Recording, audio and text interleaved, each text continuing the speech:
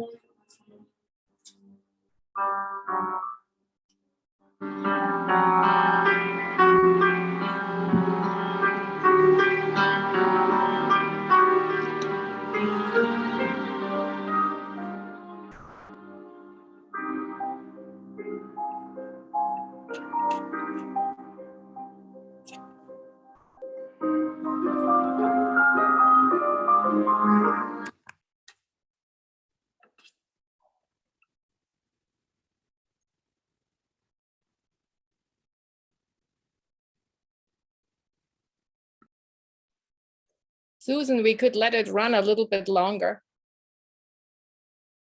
Give people, a few more people a chance to get in. Start it again for a couple minutes.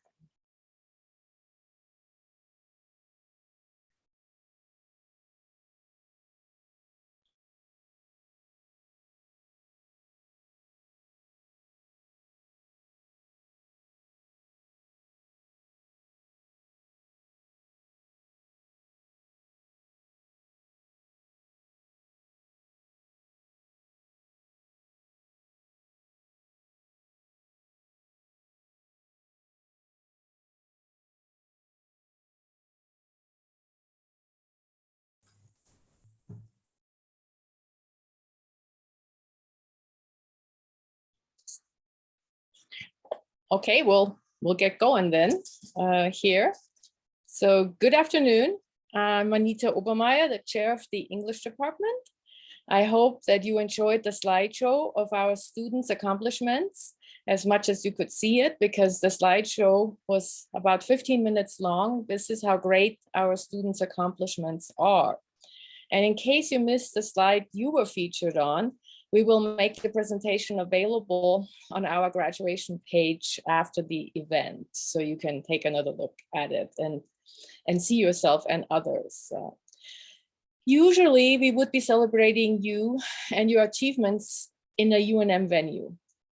We were not yet ready to do so this year. Therefore, I want to welcome you to this virtual ceremony where we come to honor the students who have worked so hard to complete their degrees.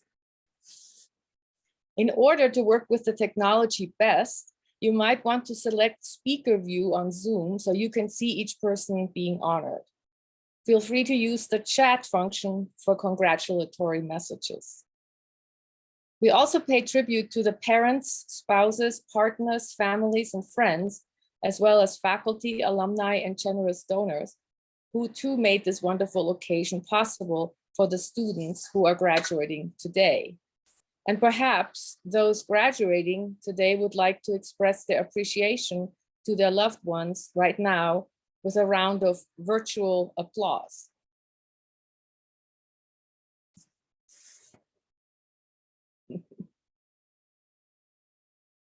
Okay. I furthermore would like to thank the staff of the English department who work hard all year round, and especially for this occasion. Please unmute when I call your name so we can see you, then mute again. Val Lacey, our new departmental administrator. Hi, everyone. Congratulations. Very nice. Didi Lopez, our senior scheduling coordinator and honors advisor. Congratulations, everyone. Claudia Gantz, our fiscal tech. I think she was looking for a webcam earlier. I couldn't figure out how to use it. I'm sorry. Congratulations, everyone. Okay, thank you for being here, Claudia. Ryan Davis, our admin assistant and our receptionist, and all around, person of all trades, I would say. So Ryan, what are you? Hi, congratulations, everybody. And I would say maybe our cheerful face at the cheerful face of the English department. Wonderful. And last but not least, Susan McAllister, our program specialist and the person who put the slideshow together. Hooray for all of you. Congratulations. Yeah. Also then please give the staff a round of applause.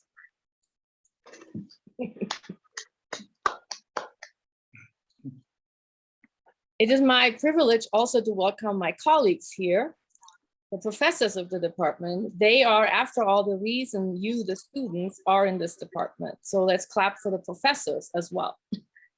I'll clap for my colleagues.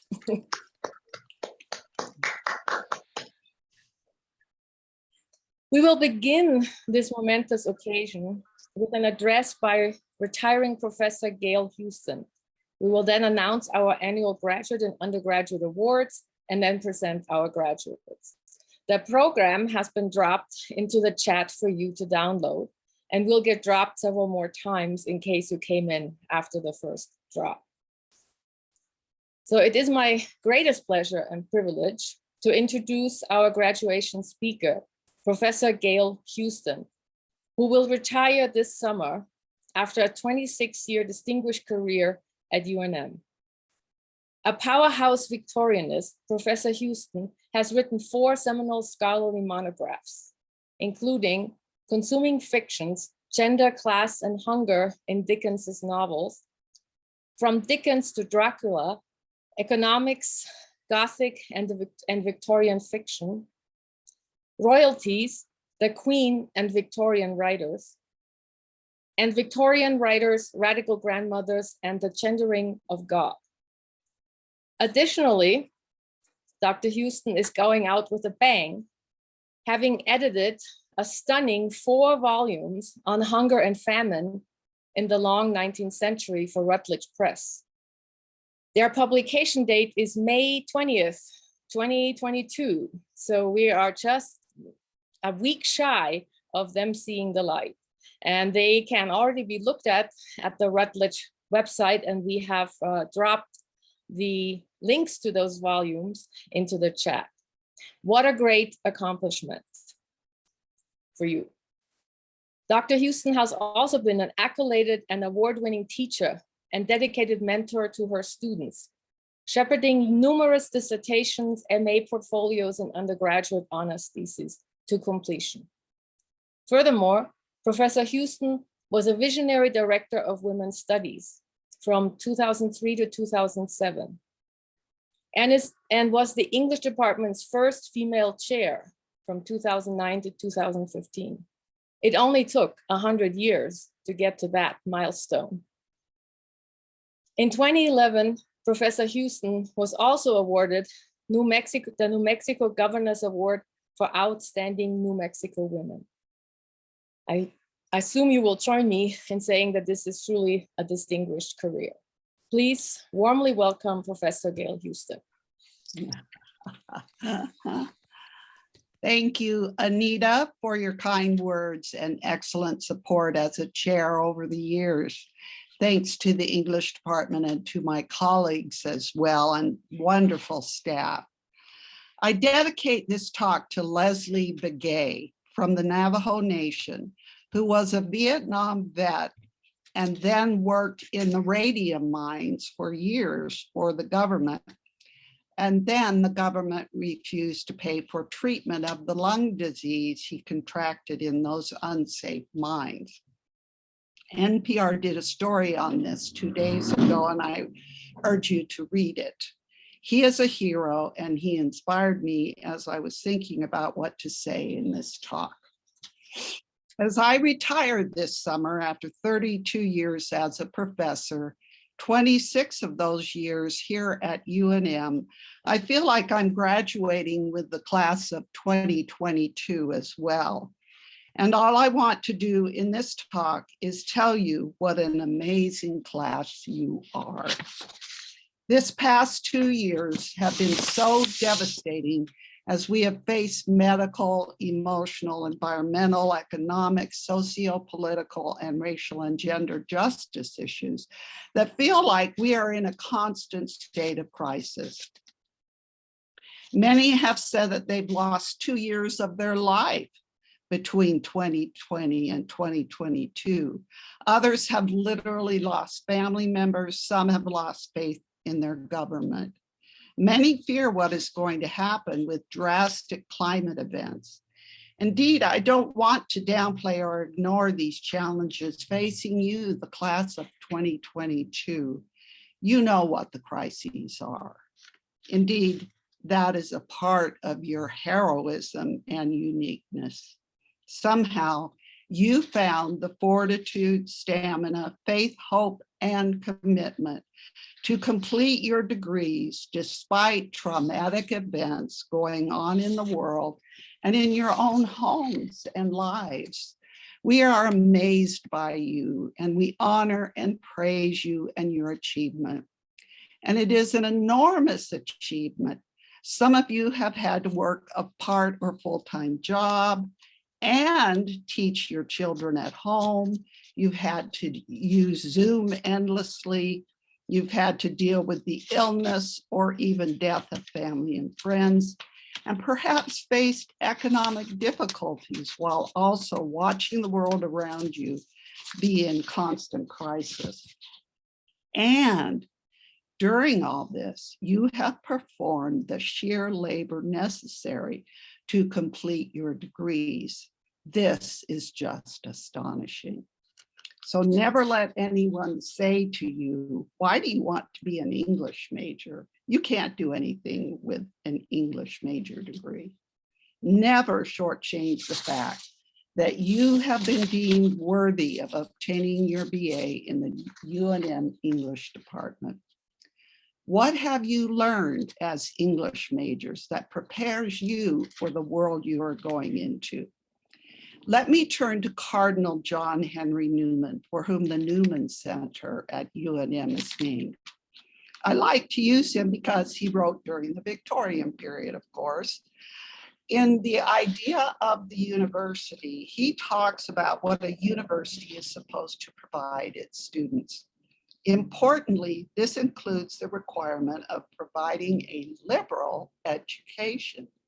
Now, the use of the term liberal here does not mean politically liberal, but rather it refers to an education focused on philosophy and ideas and on giving human beings a full, rounded, liberal, and broad education.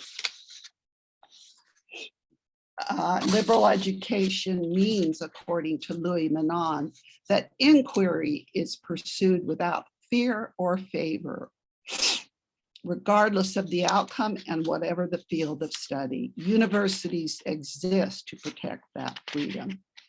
To go back to Newman, he suggests that though a liberal education may not provide the rewards that a practical education might, it is, quote unquote, a treasure in itself and is, quote unquote, sufficient remuneration of years of labor.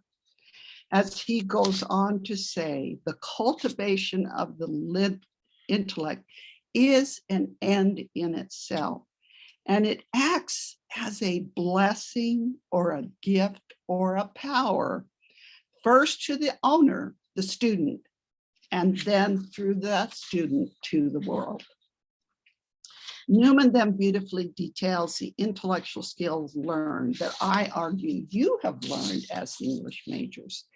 He says that a liberal education teaches us to learn by piecemeal and accumulation, by a mental process, by going round an object, by the comparison, the combination, the mutual correction, the continual adaptation of many notions, by concentration and exercises of the mind.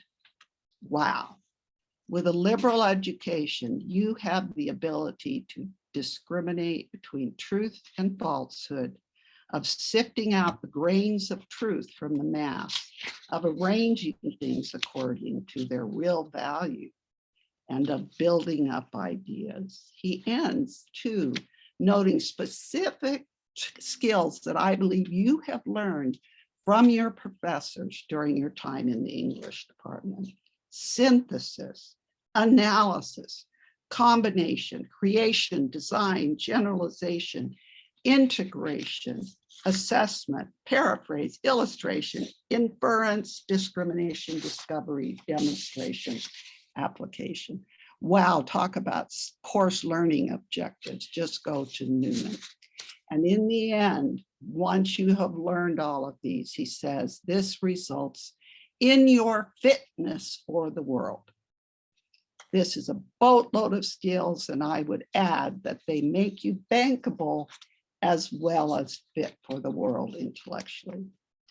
Let me just add before I end, another skill you've obtained by being an English major.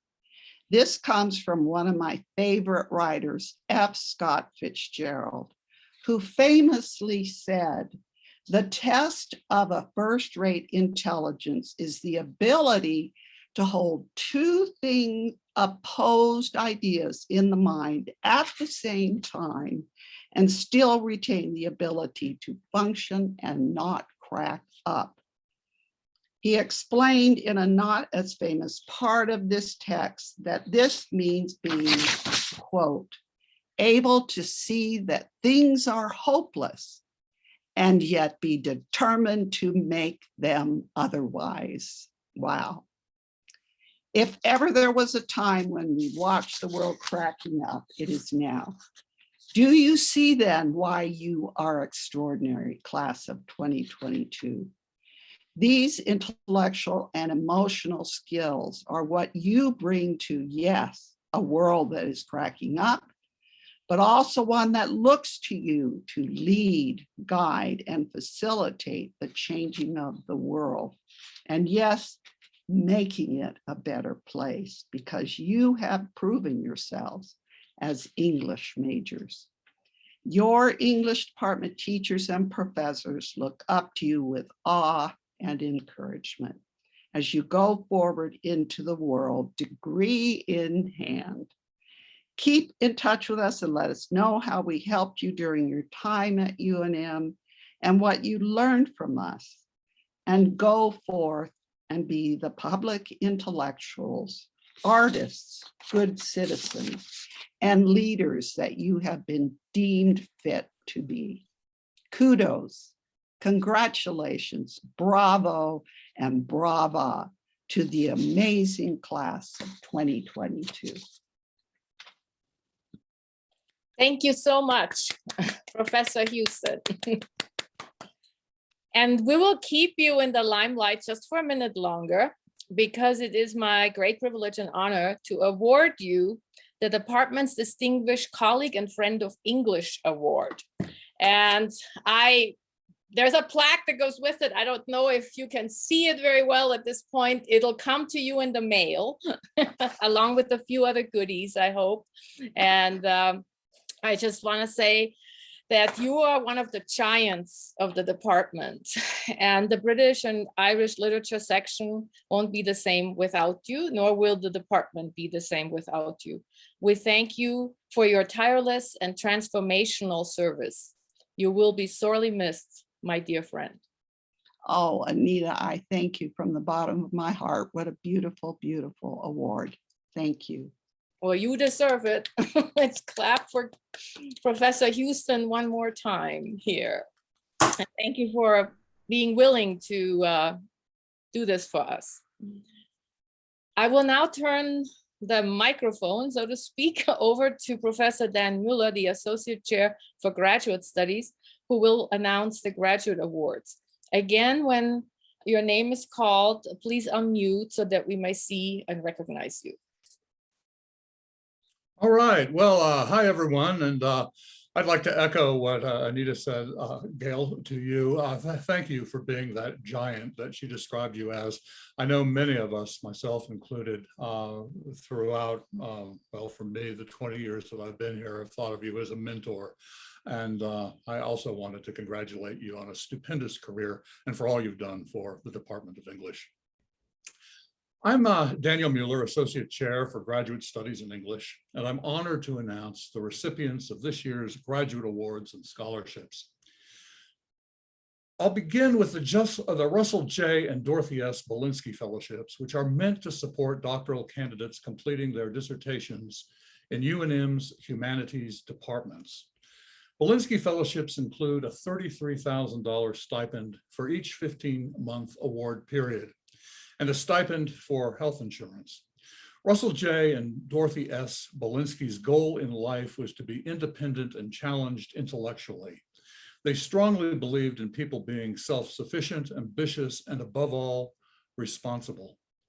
Both Russell and Dorothy were true intellectuals, as well as being adventuresome, independent, and driven. Russell was a researcher, academician, entrepreneur. Dorothy was an accomplished artist and patron of the arts. Russell and Dorothy believed that education was a means to obtain independence, and this is the legacy they wish to pass on to others. As chair of the Belinsky Fellowship Committee, which evaluates applications and selects each year's class of fellows, it gives me great pleasure to announce that 3 of next year's 7 Belinsky Fellows come from the Department of English. They are Tanya Balderas, Sunny Chiligi, and Emma Minks.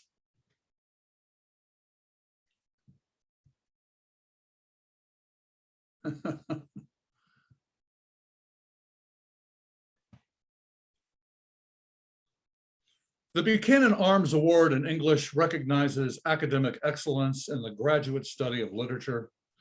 This year's award goes to 2 extraordinary scholars, MA in Literature recipients Carly Heidenfeld and John Bosco Ozerami. I'm here. Thank you.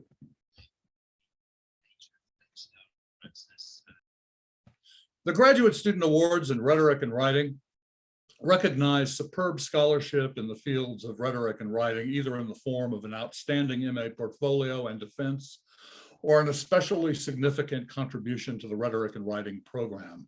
This year's winners are PhD recipient Melissa Garcia and MA recipient Abigail Graves.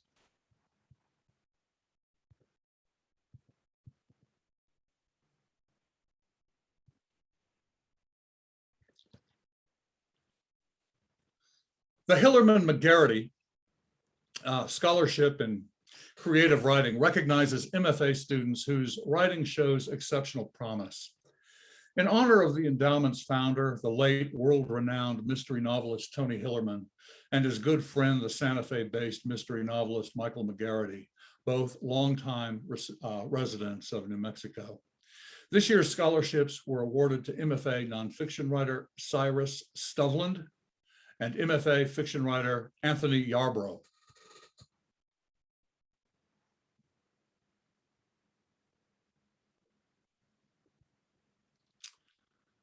The Howard Dean Everett Scholarship encourages brilliant academic work by Native American students enrolled in English programs.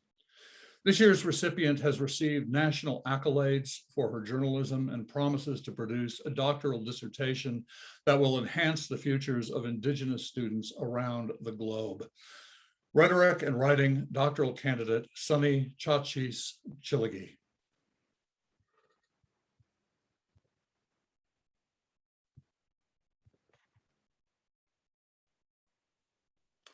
The Irene B. Kimball Endowed Scholarship is meant to encourage the study of literature. This year's recipient is American Literary Studies doctoral candidate Haley Bonner.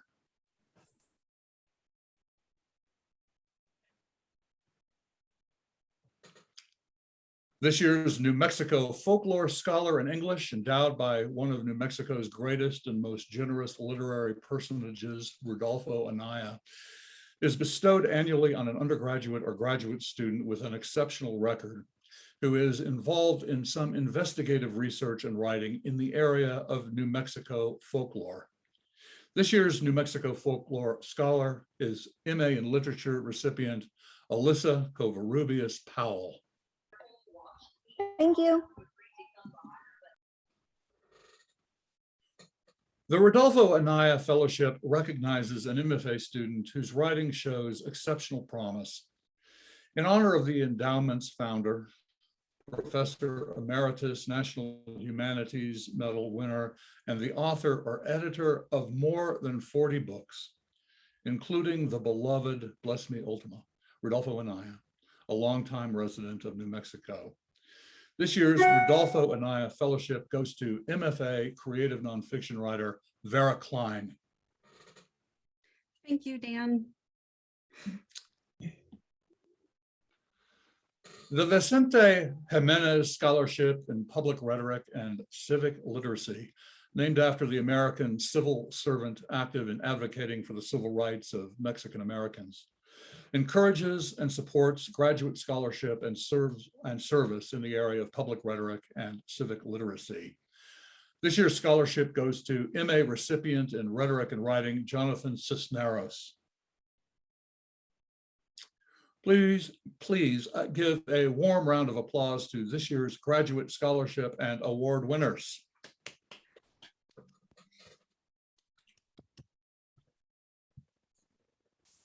Thank you so much, Dan, for all of our distinguished students. And I would like to say one more thing about Dan, because he is serving currently as the coordinator for the Belinsky Fellowship. And this is something I kind of, strong-armed him into, talked him into and stuff. And I really appreciate this service because this is an amazing fellowship for our students, and nobody wanted to take the role on, and you cannot just leave something like that fallow. And so I really am grateful for Dan to stewarding this for all of the humanities, not just for English, of course, but it is a labor of love and as much else not remunerated. So I appreciate your doing it, Dan. I really do. So thank you for that. Well, thank you, Anita. And I love doing it. I'll just add that. Oh, good. That's great. So I will now turn to Professor Rachel Reynolds, Associate Chair for Core Writing, who will announce the TA Teaching Awards. Hi, I'm Rachel Reynolds. So we have some amazing instructors in core writing, and it's an honor to get to recognize some of our most outstanding ones. First, a special thank you to those who took the time to nominate and write letters of support for all of our amazing instructors who were nominated. Teaching composition to first-year students isn't always the easiest. As required courses, students aren't always thrilled to have to take a composition class, and some, as many of us have experienced, are not shy to express this frustration. That is why it's an honor to present the first set of awards. These instructors not only developed projects and sequences that incorporated learning outcomes and transferable skills, they created projects that went outside the traditional composition essay. They prepared activities that allow students to explore their personal and professional interests, and they allowed room for students to grapple with material in ways that challenges them while still offering a safe space to explore their thoughts and try new modes for communication. With that said, our first award winner for Best 1120 Sequence is Emily Graves. Emily, are you here? Do you want to unmute and cough or something? Thanks, Rachel. I'm so happy Absolutely. to be at UNM. Congrats. Emily's Museum Artifact Project asked students to choose an on-campus museum to visit, which she knew would be accessible to them all. She also wanted them to engage with the staff on campus, as well as understand the resources UNM offers. She hoped that by creating a personal connection, students would find themselves motivated to delve deeper into their research and writing, and that their writing would be more interesting, reflective, and multifaceted than if they were simply assigned a rhetorical analysis or a review. Emily's sequence gets students off the screen and in the material world to interact with and reflect deeply upon something that is meaningful to them. Excellent job. Our next award goes to Amanda Kuzer for Best 2120 Sequence. Amanda, are you here to unmute for a second? I am here. I appreciated the freedom to be able to develop the sequence, and thrilling to see what the students did with it. Brilliant, brilliant. So this was inspired by the Irish musician Hosier's song and music video for Take Me to Church, and the way the song seems to address an intense relationship with a heterosexual lover, along with a condemnation of religious judgment, which in the video brings a complex new meaning to the song with a stark story of homophobic violence in Russia. Amanda created a music video analysis project, Say It Loud, Popular Music and Social Issues. For this sequence, students built multimodal projects on topics from the nuclear warning of the future so bright I gotta wear shades, to a deconstruction of how Taylor Swift responds to the demonization of women through blank space. The sequence highlighted diverse voices ranging from Indigenous-led thrash metal band Testament to current superstar Megan Thee Stallion, and back into rap history with the iconic group Public Enemy. Amanda's sequence challenges students to explore the intersections of academic writing, music, visual expression, and social issues while having them build their research and source evaluation skills. Brilliant, Amanda. It was just brilliant. Our final Best Sequence Award is for Best 2210 Sequence. 2210 is our technical and professional writing class, and for those who haven't taken it or taught it, it may sound a bit dry, but it allows a lot of creative approaches and applications for projects and how they're delivered. Our outstanding 2210 Sequence Award winner, Misty Thomas, has done just that. Misty, are you with us? Yep, thank you. Right on, Misty. So Misty's sequence marries the technical and professional with the creative and personal. For this sequence as a group, students are asked to develop a proposal for a new reality television show to present to a streaming service or TV network. Most of us are aware of how hard group work can go or can be. So that Misty has crafted a creative, timely, and relevant group project that requires students to work through learning outcomes and practice incorporating transferable skills is truly outstanding. Thank you, Misty. That was a really awesome one. I'm kind of jealous of it. On that note, I'm honored to present our core writing outstanding award winners. Our first outstanding recognition goes to Kalila Basali for outstanding core writing instructor. Kalila, are you with us?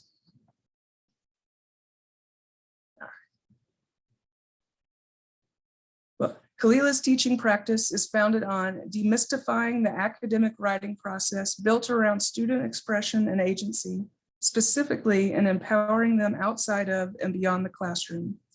From one of many letters of support from former students, we're told that Kalila's class was and still is the most illuminating class they've taken.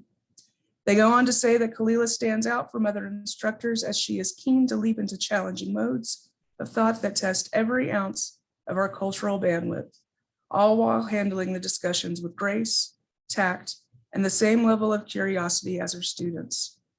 The academically rich and enriching community is in main part due to Kalila's authenticity and willingness to be intellectually and emotionally vulnerable as an instructor, something not many people share. From one of the multiple faculty submissions of support, Kalila is acknowledged as not only an outstanding instructor, but one who is also deeply involved in the scholarship of teaching and learning. She has been a superb writing tutor at CAPS. She served as one of the CTL English Department's remote teaching fellows, as well as being a part of an ongoing research project that will have a significant impact on how the English department assesses its general education courses, contributing to the national conversation on the teaching of introductory general education. They go on to say that Kalila is more than an excellent graduate student instructor. She is fast becoming an expert in the fields of inclusive pedagogy and online teaching. UNM is lucky to have a graduate student who's so dedicated to teaching and who examines it with the same scholarly attention and intellectual interest as she does her disciplinary field. We are lucky to have her. Thank you, Kalila, for everything you do and for being such an outstanding instructor. Our next award goes to our outstanding new core writing instructor, Leo Williams. I don't think Leo was able to join us today. As a teacher and professional, Leo is engaged, enthusiastic, and empathetic. This is their first year as a teacher, but to see them working with their students and hear them talk about a class activity they designed, you would think they were a seasoned instructor. They understand their students feel the pressures and stresses of being in college, so they make it a priority to show each one of them compassion, often talking with someone after class or staying well after office hours to finish a conversation. This is not to say Leo doesn't have boundaries. They do a good job of not just holding what they've set, but they also model how to be respectful of others while maintaining productivity and making deadlines. Leo's empathy and awareness of what is important to their students, as well as their knowledge of the subject matter, are also areas that make them an outstanding teacher.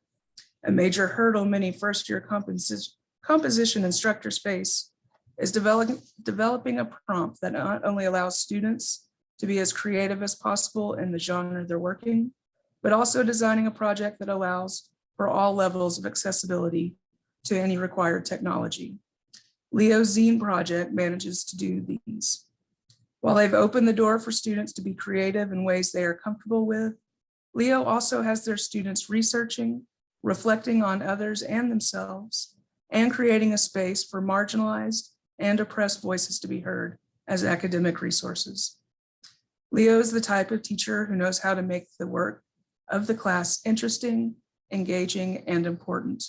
They understand how to reach students, walk with them through the growing pains of learning how to be a college student, and incorporate the information and skill building of the class in a way that makes the heavy lifting of learning something students want to do. They are excited to teach, which makes students excited to learn. It's an honor to get to work with Leo.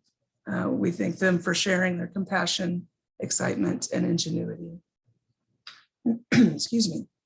Our final award, the Outstanding Peer Mentor, which honors a teacher who provides exemplary guidance and leadership to peers, though not in an official capacity, goes to Sarah Warland. Sarah, are you with us? Yes, I'm here. Thank you. Sorry, I'm not on camera. I literally just got out of my car. Oh, right on. I'm glad you made it. Me too. So from her letter of nomination, we're told that Sarah is a person whose true goodness must be experienced firsthand. They continue with, I can't count the amount of times she's helped me with graduate coursework, navigating bureaucracy, and just allowed me the space to rant, rave, and joke about coursework. She is a truly generous person with her time, energy, and knowledge. I initially learned about Sarah from a mentor who recommended I get in touch with her as an undergraduate student when I was anxious about the prospect of becoming a graduate student. The basic gist of the recommendation was talk to Sarah. She's doing graduate school right. And the moment I met her, I realized how deeply true that assessment was. There's a running joke in the English department that you can hear Sarah's laugh across the entire floor because she is always welcoming, chatting with, and joking with everyone. This brings a deep joy and lightness to a place that can often feel ruled by deadlines and work and an overwhelming sense of responsibility. From answering late night calls ranting about teaching to hearing her give new graduate students advice on challenging student interactions and her work for the Graduate Union. It's astonishing that Sarah has the time to be such a beacon of support and the truly never-ending energy to be such a compassionate and constant friend, mentor, and coworker. We all work so much, and Sarah is one of those rare people that makes the work feel truly valued and valuable. As someone who has also experienced Sarah's kindness, witnessed her doing graduate school right, and can attest to the support and knowledge she shares, it is an honor to present this award. Thank you, Sarah, for sharing your awesomeness and outstanding ability to take so many under your wing. Thank you. These next awards, while not from core writing, recognize the outstanding work of TAs in our department. The Paul Davis and Cheryl Fresh Literature Teaching Award is named in honor of two beloved former professors and is awarded to Jessie Bonafide, PhD candidate in medieval studies, for her excellent teaching of the Early World Literature Survey and Early British Literature Survey, including innovative approaches such as utilizing Nearpod software. Brilliant, Jessie. Sorry, I didn't pause. And thank you very much. Don't go too far. The Patricia Clark Smith Creative Writing Teaching Award is named in honor of former creative writing faculty member Patricia Clark Smith, for whom the English Department Lounge is also co-named. This year's recipient is Tyler Mortison Hayes, an MFA student, for his excellent teaching of the Introduction to Creative Writing and his mentorship of aspiring creative writing teachers. Tyler will also receive a book of Professor Smith's poetry. Tyler, are you here with us? All right, well, if anybody sees Tyler, tell him congrats. And our last one, the Center for Teaching Excellence Susan Dees Roberts Teaching Assistant Award is the highest honor UNM bestows on teaching assistants. Only five TAs across the campus garner this incredible honor every year. Jessie, again, didn't be named, has won this award as well for her excellent literature and core writing teacher, both face-to-face, hybrid, and online. Well done, Jessie. All of you, it's an honor to get to work with you guys. Thank you. Thank you very much, Rachel, for presenting all of our outstanding teachers. And now, in place of Professor Diane Thiel, Associate Chair for Undergraduate Studies, who can't be with us today, Professor Aaron Haney, Director of the Center for Teaching Excellence, will now announce the undergraduate awards and honors theses. And the same thing is true if you're called and you're here, please unmute so we can see you. First of all, I just want to again congratulate the excellent graduate student teachers and award winners in the department. So very exciting. I've read some of the files myself and they are truly outstanding. The English department graduate students rock and clearly dominate teaching across campus. It's my official statement.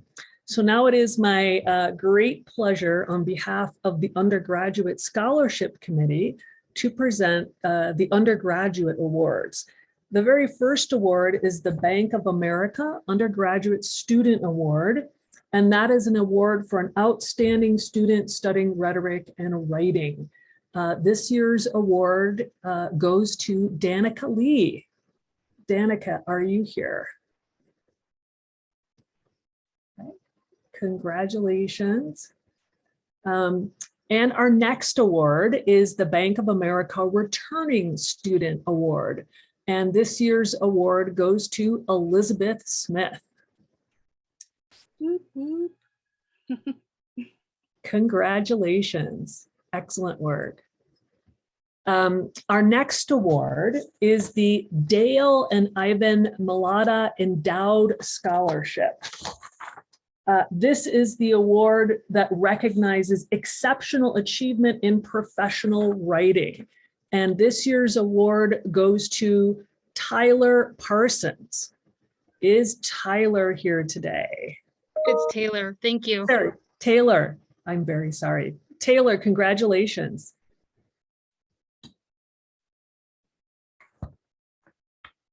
And our next award is the Elsie and James Demas Scholarship. This is a support for an outstanding undergraduate scholarship and research in honors English. This year's award goes to Krishna Patel. Is Krishna here? Thank you. Congratulations. And our next award is the Hillerman McGarity Scholarship in Creative Writing for undergraduate. And this year's undergraduate award goes to Kendra Lowry. Thank you. It's Kendra. Kendra, I'm trying. You're good. Thank you so much. Congratulations on this honor. And our next award is the Howard Dean Everett Scholarship. The Howard Dean Everett Scholarship goes to encourage academic work in English among Native American students. This year's award goes to Eldrick Toya.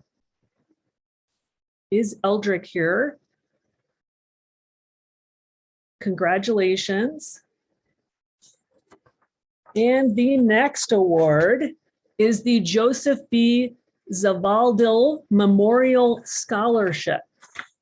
This scholarship goes to an undergraduate student who is studying English medieval literature.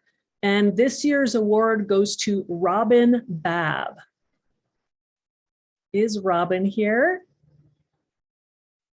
Congratulations, Robin. The next award is the Catherine M. Sims Memorial Scholarship. This award,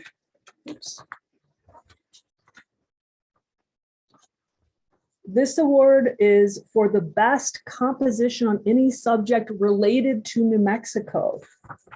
This year's award goes to Brandon Martinez. Congratulations, Brandon. The next award is the Catherine G. Simmons Scholarship. This goes to support a deserving undergraduate student who is successfully pursuing a course of study in English. And this year's award goes to Leslie Molina. Congratulations, Leslie. The next award is the Linda Gale and Arthur John Brender Endowed Scholarship. And because we had so many excellent undergraduate applications, we were able to give 2 awards this year. But first, I want to say something about the award itself. This award, what?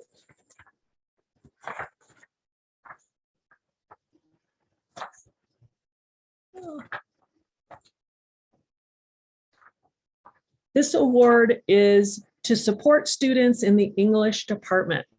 And the two recipients this year are Madison Hoggins and Marina Tenkyu. I apologize if I mispronounced your name, but congratulations to both of you. Our next award is the Mary M. McDonald Scholarship in English.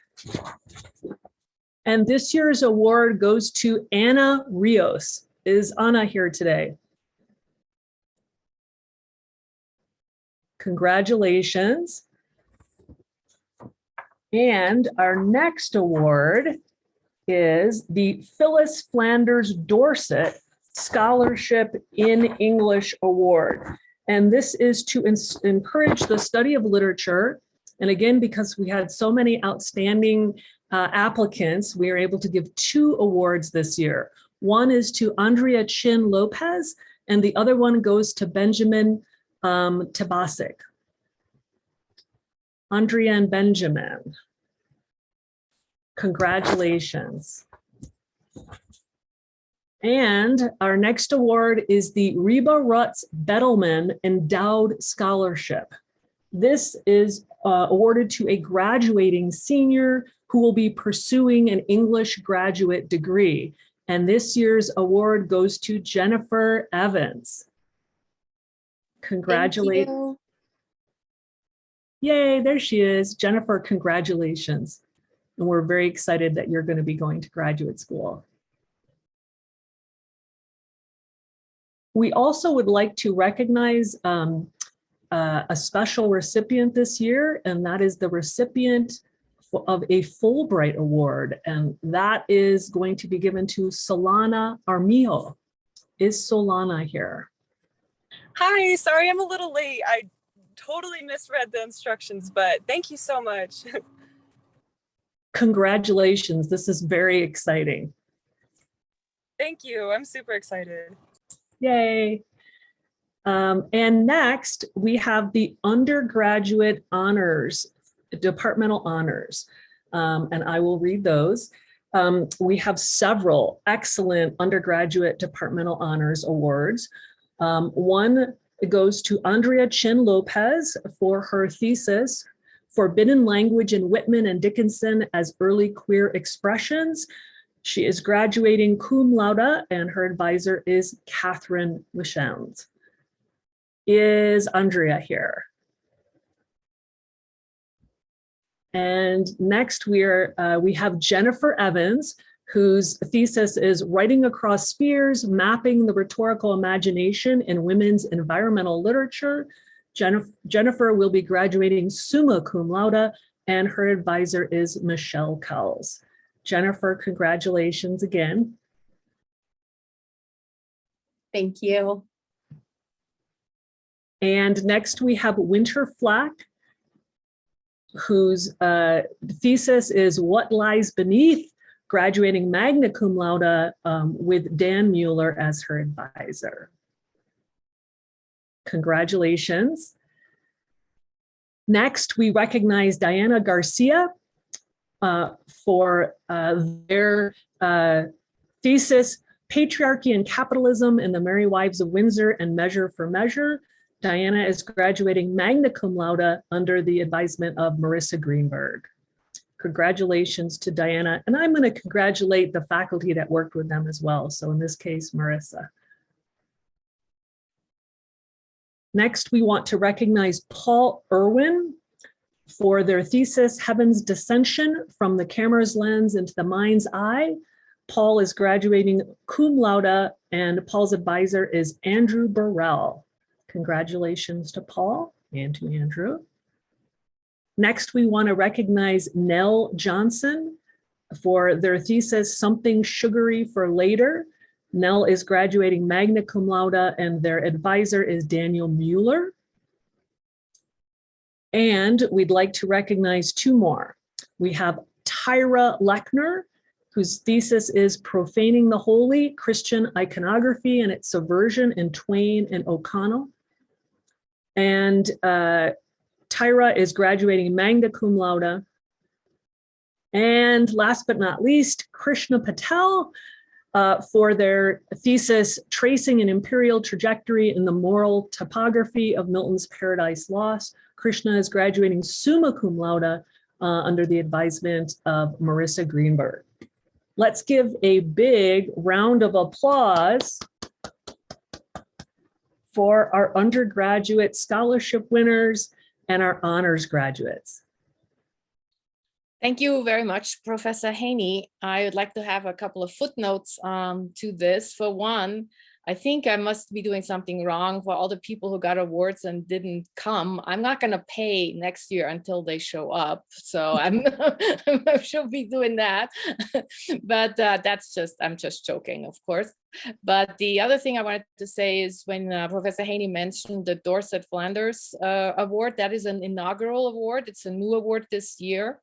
And we're very happy. And I would like to also let you know that I signed paperwork for 2 additional scholarships that will come basically online next year, because the money that's needed to give out the award needs to build up for a year. So next year we will have 2 more awards for people. So we have very generous donors, and I would like to acknowledge them this way as well. Now we are proud to present to you the students graduating from the UNM English department in 2021-22. We will first honor the graduate students who have completed their degrees, beginning with the PhDs, followed by the MFAs and then the MAs. Professor Müller will read their names, and graduates have been encouraged to say a few words about themselves and could elect to have faculty speak briefly about them. If a student wants to say something, please unmute, and then advisors should speak second. And then last but not least, we will acknowledge all of the undergraduates graduating today, and Professor Haney will announce the names of those students, and the same drill, are we speaking and unmuting applies there. So please, Dan, take it away. Hi, everybody. Again, Daniel Mueller, Associate Chair for Graduate Studies. And I don't know that they're going to be, the names will be broken down according to PhD, MFA, and MA. I'm just going as they are in the program. I hope that's okay. It is my great pleasure to introduce to you graduate students who have received their MAs, MFAs, and PhDs during the past academic year. As Dr. Obermeyer said, each graduate will be given the opportunity after their name has been called to speak about their experiences in the English graduate program. Several graduates have asked faculty members to speak on their behalf.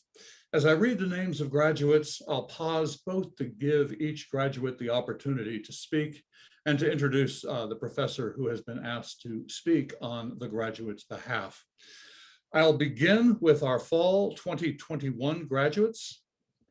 They are Lauren Betson, MA in Rhetoric and Writing. Lauren, are you there? And Sammy L. Livengood, MA in Rhetoric and Writing. Sammy, are you there? All right then. Now I'll introduce our spring and summer 2022 graduates. They are Alyssa Covarrubias Powell, MA Literature. Hello, that's me. I'm not really sure what I'm meant to say about the program, but you can say anything you like. I don't have much to say. I appreciate all the help that you all offered me, especially Val in the last like 3 weeks. She's been incredibly helpful. But yeah, thank you. Thank you, Alyssa, and congratulations. Robert Escabel, MA in Medieval Studies. Robert, are you there? Yes, I am. I would like to thank the faculty and all of my friends that I've made throughout my career. This program got me out of the warehouse, so I'm very happy I was able to do this. Thank you, Robert. Speaking on Robert Escabel's behalf is Doctor of Medieval Studies, Jonathan Davis Secord. Jonathan, are you there? I am. Hello, everybody. It's a pleasure to say a few words about Robert. I was thinking back on my first experiences with Robert, and I remember a hardworking and intelligent young man from the very beginning, but he seemed a touch intimidated as an undergraduate tackling advanced work alongside the graduate students. And now, in his master's portfolio that he recently completed, Robert has developed the knowledge and confidence to challenge established scholars' choices and correct the unspoken biases underlying those choices. Robert has also taught me the value of graduate education as I watched him move out of employment in punishing physical labor and find joy in intellectual study. I think that I have learned as much about being a teacher from Robert as he learned as a student from me. Congratulations, Robert. Excellent work. Melissa Garcia, PhD, Rhetoric and Writing. Melissa, are you there? Daniel Gatch, MA Medieval Studies. Daniel, are you there? I'm here. Thank you. I just wanted to say thank you to everybody for your patience in putting up with a particularly difficult climb that I've had. I wouldn't have been able to get through it without the community that we have here in the department. And that's really meant a lot. So thank you so much. And speaking on Daniel Scooter Gatch's behalf is again, Dr. Jonathan Davis Secord. Thank you, and hello again, everybody. I'll stick with Scooter because I called him Daniel once, and I don't think he's ever let me live it down. Thinking back on my early experiences with Scooter, I also remember a hardworking, intelligent young man of an undisclosed age with a refreshing depth of curiosity. Scooter showed early signs of interest in languages and linguistics, and now in his master's portfolio that he also recently completed, he combines work on Old English, Latin, and Welsh, moving through languages that I taught him and further beyond my abilities. I think I challenged Scooter in my classes, and I know that he has challenged me to improve as a teacher and to expand my research interests to keep up with him. I considered issuing a challenge to see who could learn more languages by some undisclosed age, but I decided not to because I'm afraid I might lose. Congratulations, Scooter. Excellent work. Abigail Graves, MA Rhetoric and Writing. Abigail, are you there? Carly Heidenfeld, MA Literature. Carly, are you there? Yeah. Just want to say thank you to the faculty for being like super supportive with my weird tree stuff that I always talk about. It's been a blast, and hopefully I'm back in a year or two. Thank you, Carly, and congratulations. Kevin Jackson, PhD, Medieval Studies. Kevin, are you there? Amanda Kuzer, MFA in Fiction. Hey, well, thanks, Dan. I just wanted to thank everybody for the program, for the spark this has given my writing, and for the absolutely delightful people that I've met, including my MFA cohort. Y'all are amazing, and I love your work. And here's Archer just saying congratulations to everybody. Thanks, Amanda. Aspen Mays, MA Medieval Studies. Hi. I just want to thank the faculty, specifically Dr. Obermeyer, Dr. Jonathan Davis Secord, and Dr. Nair Antonio Gracia. I could not have made it through this program without all three of those professors and the rest of you all, as well as my peers. So thank you so much for a wonderful 7 years, even though I'm graduating from the master's, but it's been a wonderful 7 years with you all. Thank you. Thank you, Asman. Congratulations. Grace McNeely, MA Literature. Grace, are you there? Michaela Osler, MFA Creative Nonfiction. Michaela, are you there? John Bosco Ozarome, MA Literature. John Bosco, are you there? Yes, I'm here. Hi, everyone. Anything can you hear me? Yes, yes. Anything you'd like to say? Oh, yeah, I just want to say a few words. I want to thank the faculty of English department. I want to thank Dr. Obermeyer. I want to thank all my professors that I have been on in the classes. I mean, the journey was so challenging, even though doing the work remotely. I mean, really so tactful. Thank you, Dr. Bemaya. Thank you, Dr. Nasantelli, that I took your class this semester. Thank you, Dr. Constantino. It's been a pleasure working with you, and under you learning a lot. Thank you so much. I'm so grateful that today that I can say yes, work is done, so I can find time to sleep. Thank you. I'm so grateful for these opportunities. Thank you.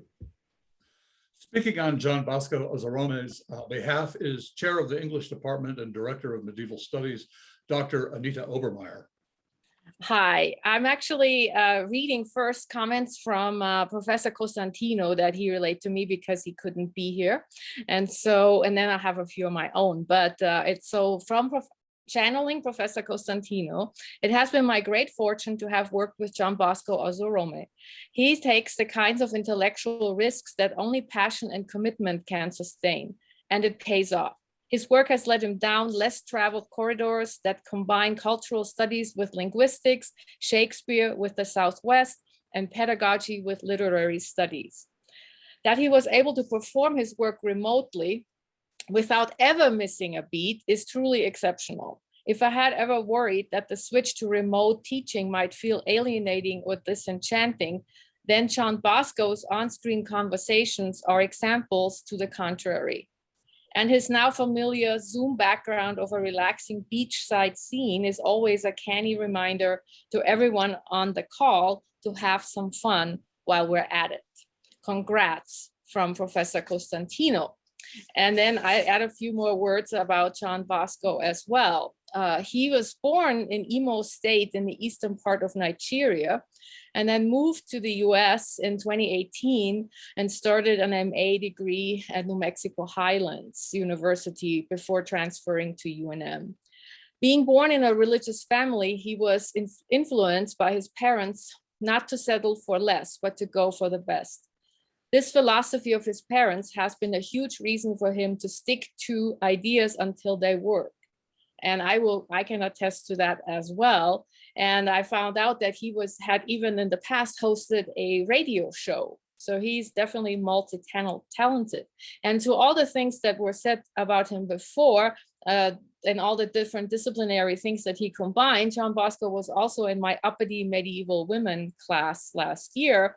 And he was always present, had read everything, and could effortlessly converse about texts that were completely alien or new to him, as I remember. Bravo, John Bosco, for persevering with your degree during the pandemic and in your home away from home. Congratulations, John Bosco. Ria Ramakrishnan, MFA Poetry. Ria, are you here? Lucas Mullaney, MA Medieval Studies. Lucas, are you here? Yes, I am. Hi. Thank you very much. I'm the first in my family to receive the honor of obtaining a degree at this level. I've worked hard for this, and I'm very happy that I could take this journey with my colleagues and the magnificent people here at the University of New Mexico. After this moment of celebration, I plan to enter the educational community, and my goal is to obtain a position as an instructor in one of New Mexico's great community colleges. This has been a plan since the beginning, as I sat down with Dee Dee and talked about the program, and she recommended the Medieval Studies program to me. Looking back these last 2 years, I don't think that I don't think of how the pandemic has disrupted our classes, but I think about how the community banded together to push through such a time. I take away from this program a lot of hard-won experience as an instructor, TA, and as an individual. I would like to thank all the staff at the English department. There's a lot of people there, and I can't address everyone, but I would like to also especially thank my family, both in Missouri and in California. And I would like to especially thank my partner, Jesse Bonifetti, for traveling with me on this journey. Without you, I wouldn't be sitting here today reading off this Word document. Thank you all for coming to this ceremony, and I know that as I'm here and all these other of my colleagues are here, we're very thankful for the support that each of you has offered us these past years. Thank you. Thanks, Lucas. Speaking on Lucas's behalf is again Dr. Anita Obermeyer. So I have to say, I think I need to slip Didi a 20 because she advised Lucas to get into the program. So the things I didn't know about. Thank you, Didi, here. In graduating with his MA Medieval Studies and a portfolio on the concept of reason and theology in the writings of Christine de Pizan, Lucas's focus and love has always been with medieval theological writings such as Saints' Lives, Marjorie Kemp, and Julian of Norwich, for instance. I want to echo some of the things that Lucas said about the community, and especially the community of medievalists at UNM, because it's a true community, not simply an accidental collection of students. Sporting, and I got to pick on him a little bit, sporting his trademark beard, Lucas has been an integral part of this community for those last years. In my classes, he has always been the most conscientious of students. Well-read, armed with great analytical and synthesis skills, Lucas gave excellent presentations that also showcase how effective a teacher he has been to our first-year students. His PowerPoints were works of art that combined the medieval with the current, often in humorous and playful ways that exhibit the relevance of the medieval to the modern. I want to close by commenting on Lucas's self-effacing and humble personality. While the path to this degree was rocky and due to more personal hardships than a single person should have to endure, Lucas never let it get him down, never made that the center of anything. He was truly professional about his personal suffering. When I offered help in certain circumstances, I actually had to force it on him. He never asked for help. Lucas, you both persevered and prospered, and I'm very proud of you for it. Congratulations. Congratulations, Lucas. Anya Sanchez, MA Medieval Studies. Anya, are you here? Jonathan Cisneros, MA Rhetoric and Writing. Jonathan, are you here? Angelique Tapia, MA Rhetoric and Writing. Sophia Terrabrina, PhD in Rhetoric and Writing. Sophia, are you here? Misty Thomas, PhD in Rhetoric and Writing. Misty, I know you're here. Yeah, I'm here. I guess I just want to say thank you to everybody who worked with me and was willing to put up with me for so long. So yeah, thank you. Speaking on Misty Thomas's behalf is Dr. Beth Davila. So I'm so happy to be able to celebrate Misty's degree. I've been able to be her chair, working with her on her dissertation for the past few years. And I just have to say, Misty, you really crushed grad school. You had so much going on and you made it look so easy. And I know that that's sort of been a refrain that we've been hearing today, but Misty, in addition to finishing her degree during a pandemic while teaching a lot, she's also the partner to another grad student who is finishing his PhD and parenting an awesome kid who had, as I understand, lots of dance practices and rehearsals and recitals. She was also always available to support fellow grad students and would show up to things like her prospectus defense with delicious homemade scones and things like that. And I am certainly influenced by all of the sci-fi and fantasy worlds of my kids, but I think that Misty figured out a way to bend time in order to make all of that happen. And I want to just say a couple words about Misty's dissertation. She's doing such important work, examining the Instagram comments to 3 women with non-normative bodies, both fat and emaciated, Black and white. She identified the rhetorical strategies that the commentors used in order to try to control these non-normative bodies. So things like claiming that the bodies are contagious, using the word health as a protective strategy to be able to say negative things about people's body without the risk of being seen as fat shaming or body shaming. dehumanizing the women, and even the supportive comments or comments that were supportive on the surface often used hedging as a strategy in order to suggest that something about these women's bodies had to change before they were deserving of being fully supported. So I'm sure you can all imagine that Misty's work is really important both to our own ways of using language to talk about bodies and to understand what's happening with social media and how social media activity can both transgress and reinforce normativity. And I know, for me, I will never hear or respond to the word health in the same way after reading her dissertation. So I just want to congratulate Dr. Misty Thomas on this degree, and I'm honored to have you as a colleague. Thank you. Again, congratulations, Misty. Jennifer Tubbs, MFA Fiction. Jen, are you there? Vicki Van Brocklen, PhD in American Literary Studies. Vicki, are you there? Hi, I just want to thank the community here at UNM, and I especially want to thank Dr. Aliman for his support through my neuroses. And I want to take a special moment to thank Dee Dee because my internet died the morning I was scheduled to give my defense. And Dee Dee made everything okay. She helped me out and she got me set up. And she made what could have been a really terrifying moment and everything. And she really just helped me out. And I know without her in that moment, I wouldn't have been as calm or relaxed and able to do what I needed to do in my defense. So thank you, Dee Dee. Congratulations, Vicki. Speaking on Vicki Van Brocklen's behalf as Associate Dean of Graduate Studies and American Literary Studies Professor, another giant in our department, Dr. Jesse Aliman. I'm going to thank Dee Dee too, because that moment gave me neuroses.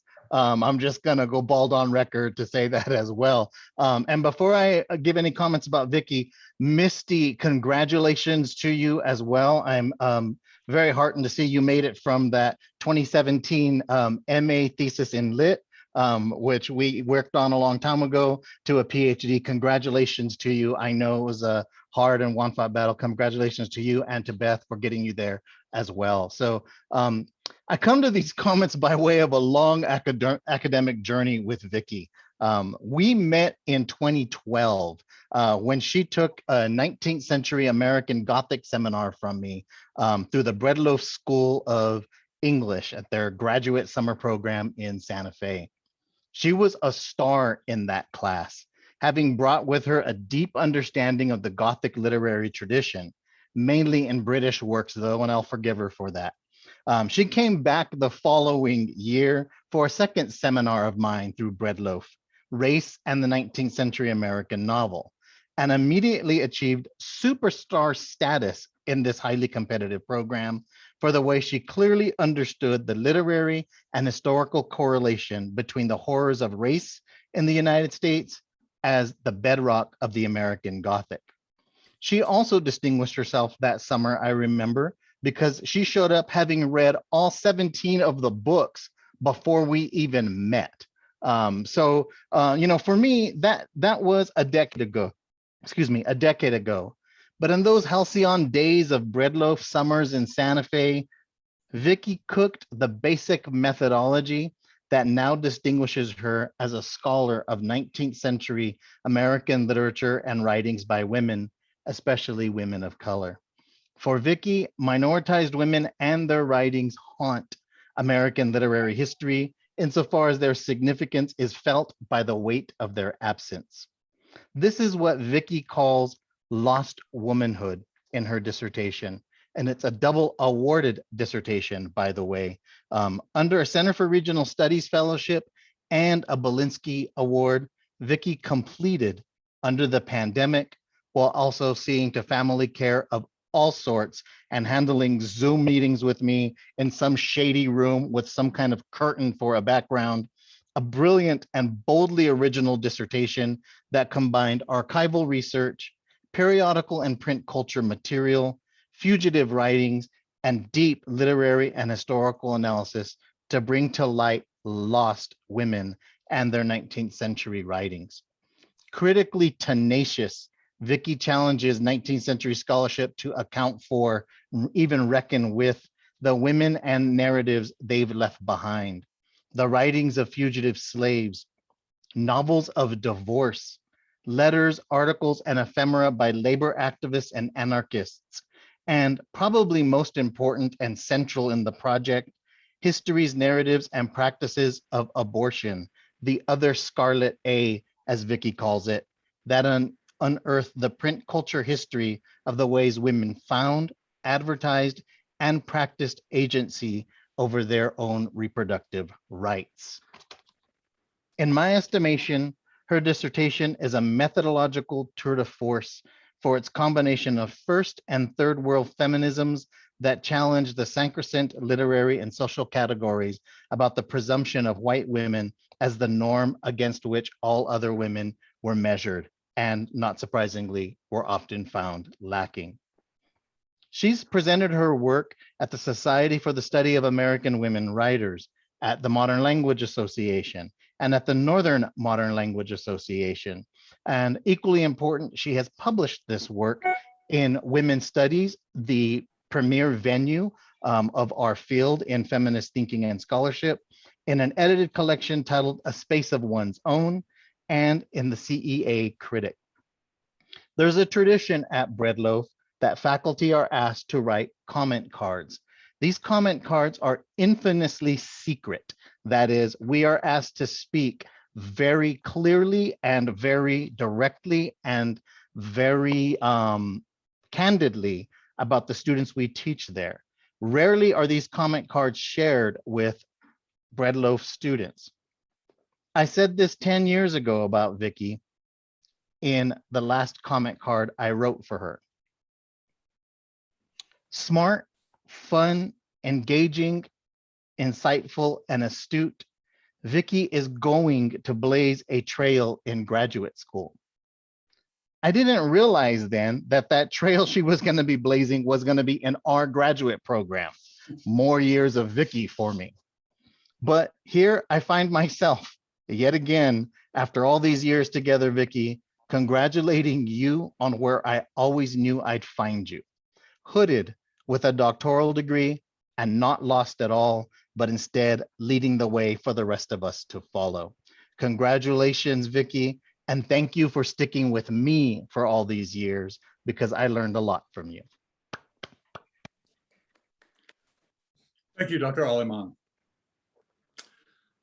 And our last graduate from the English graduate programs is Emma Weingardner, MA Medieval Studies. Emma, are you there?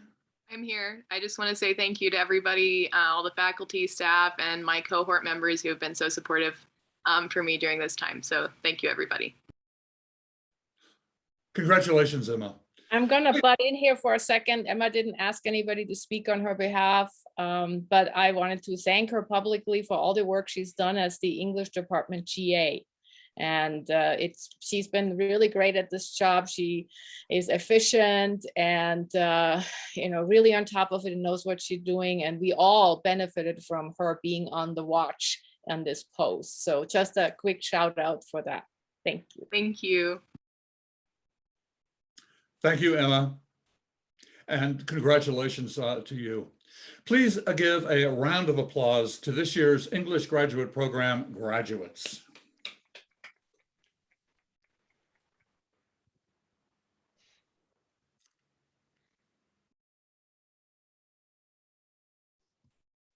Now Aaron Haney is up for going with our undergraduates, and we could, for the sake of time, read the spring graduates, because I don't know if the fall or summer graduates from last year are here. So. Okay, so I'm very excited to read the list of our undergraduates who have majored in English for spring 2022. If you are here, you're going to have to just jump in and unmute yourself, and I will give you a moment of recognition. Our first graduate for spring 2022 is Solana Armijo. Hello there. Thank you. Congratulations, Solana. Thank you so much. I really loved what I studied, and I feel like I really found my purpose in studying English and literature, and I'm just really happy to be a part of everything. Congratulations. That's great to hear. The next undergraduate for spring 2022 is Hyler Bowman. Congratulations, Hyler.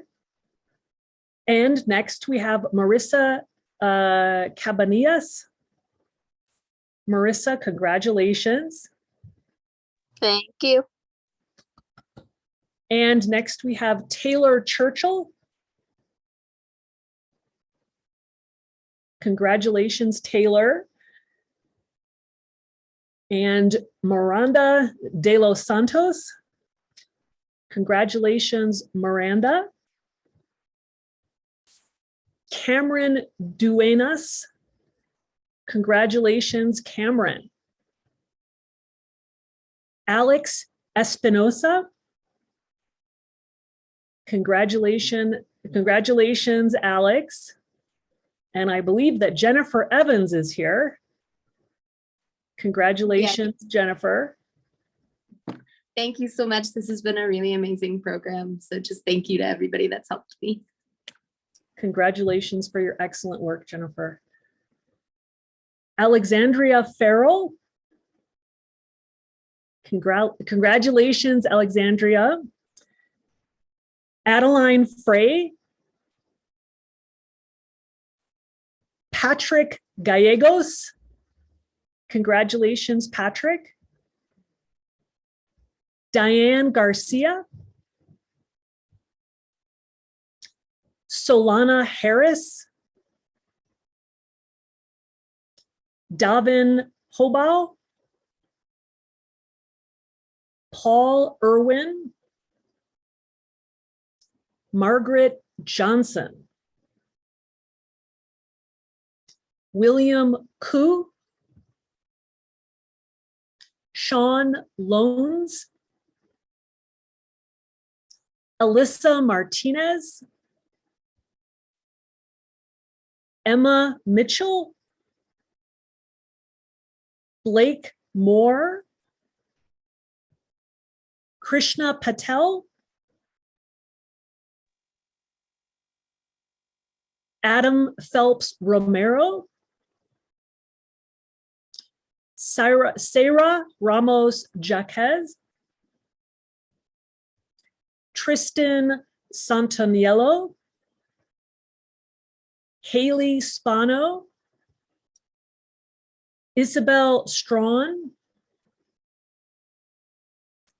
Benjamin Tabasek.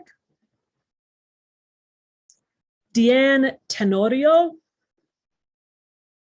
Emma Trevino. Jerry Trujillo. Vincente Vargas. Allegra Velasquez. Hi, thank you. Congratulations. Thank you. I've really enjoyed my time here at UNM, and I think I've been able to have a lot of great and in some cases unexpected experiences and opportunities, which have just been wonderful for these past 4 years. And I'm really looking forward to taking all of the lessons and skills that I've learned and applying them to my own hopes for the future, with hopefully writing books or my own fictional pieces, as well as any other careers in my future. And I just wanted to take this moment real quick to thank all of the teachers that I've had along the way, all of the family and friends who've been very encouraging and helpful, and my parents especially, and my siblings who have just made all of this possible. So thank you. Congratulations, Allegra. Next, let's congratulate Cheyenne Weaver.